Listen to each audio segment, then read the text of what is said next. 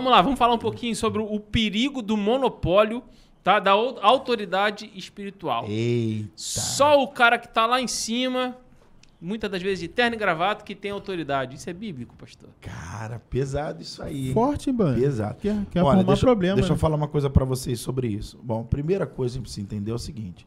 Existem hierarquias no mundo espiritual. Sim, ok? Verdade. Mas o fato de haver hierarquias não significa que outros que não estão em cima do altar não podem exercer algumas coisas. Por exemplo, isso me deixou... Isso que me fez mais ainda buscar o dom de cura, tá? Desatar na minha vida. O que eu vou falar agora. Eu li um livro chamado Orando por Cura, do apóstolo Randy Clark. Esse livro é poderoso, eu indico a vocês. Ele também desatou muito o meu ministério.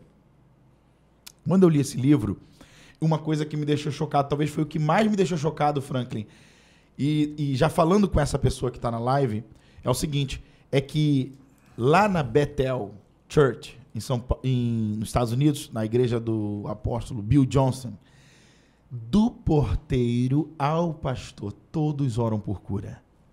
E todos são usados com cura. Olha que poderoso. E isso está mostrando que os dons espirituais não é só para quem está em cima do altar. É para qualquer um que busca. É verdade. É disponível para todos que buscam. Todos que buscam. Agora, a unção habilita. Meu Deus. Tem coisas no meu ministério que eu só comecei a viver depois que a unção pastoral caiu sobre a minha vida. Tem coisas que eu só comecei a viver depois que a unção do ministério evangelístico caiu sobre a minha vida. Ok? Por exemplo, isso aqui é só uma brechinha, mas isso aqui também é muito sério. Por que a vida de muita gente dentro da igreja não vai para frente? Porque ele está no lugar errado. Ele está exercendo um cargo que ele não foi chamado. Isso trava a vida da pessoa. Eu conheço homens que foram consagrados a evangelista, que nem sabe o que significa isso, que estão com a vida travada e nunca foram para as nações. Ministério evangelístico é o das nações.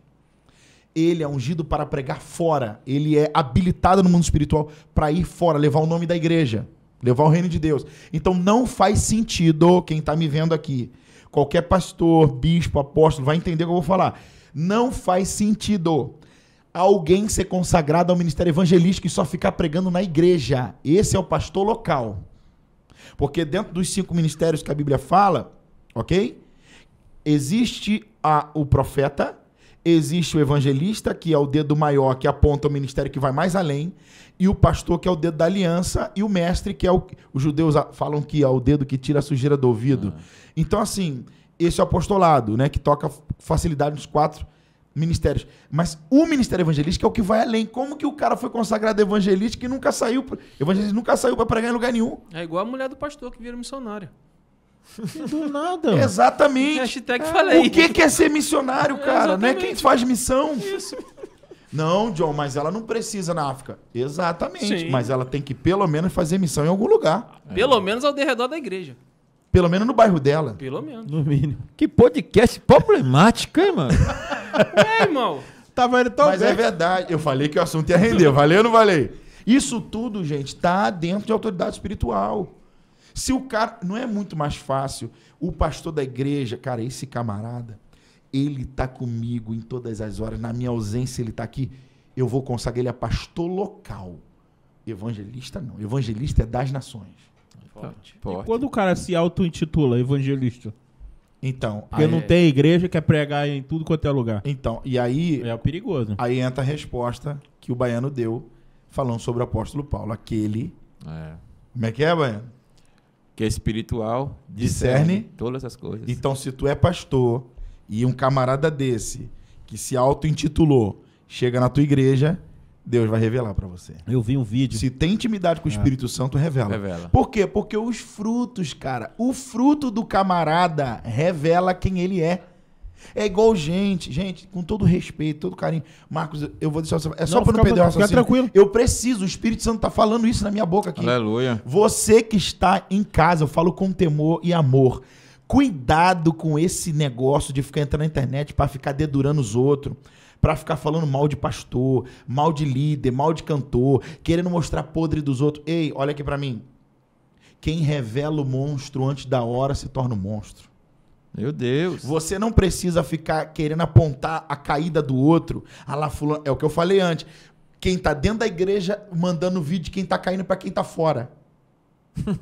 Quem tá dentro da igreja mostrando vídeo de quem caiu dentro da igreja pra quem tá fora, que não tem discernimento, que vai julgar da forma errada, que vai falar bobagem, que não frequenta a igreja, que não tem amor ao próximo. Por quê? Porque o fato de cair não significa eu ter que pisar em cima. A Bíblia vai dizer, Ezequiel fala o quê? Veio a mão sobre mim do Senhor, me colocou num vale de ossos secos e andando ao redor, não pelo meio. Meu Deus. Porque se ele andar pelo meio, tinha risco de quebrar os ossos. Deus não me chamou para pisar em cima de ninguém. Pelo contrário, ele profetizou, os ossos se reergueram. Porque na hora, é verdade ou não é que na hora de pisar parece um monte, mas na hora de levantar quase ninguém quer? Meu Deus.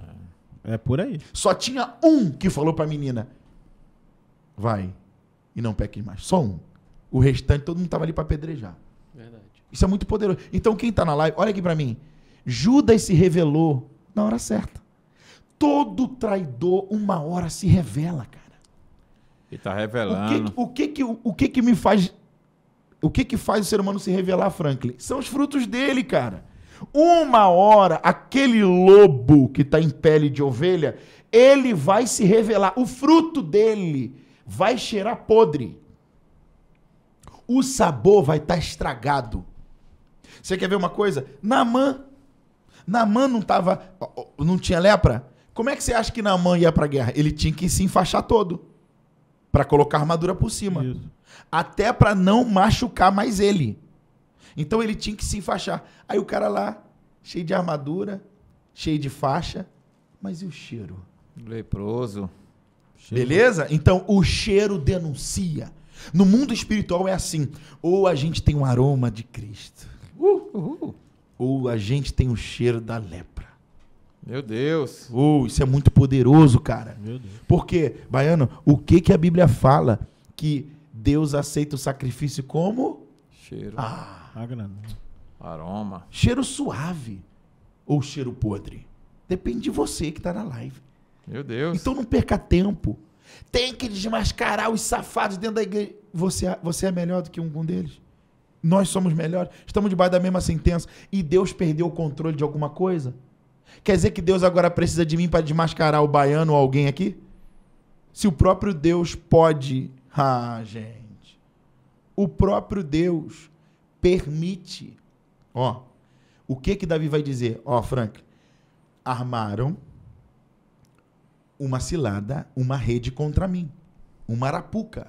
Mas foram eles... Precisa falar alguma coisa? Foram eles que nela caíram. Eles mesmos. De que se queixa o homem? Dos seus próprios... pecados e delitos. Deixa eu falar uma coisa aqui. Alguém vai dizer que isso é heresia, mas não é não. Deus não precisa punir ninguém. O próprio homem é punido pelos seus próprios pecados. Por quê?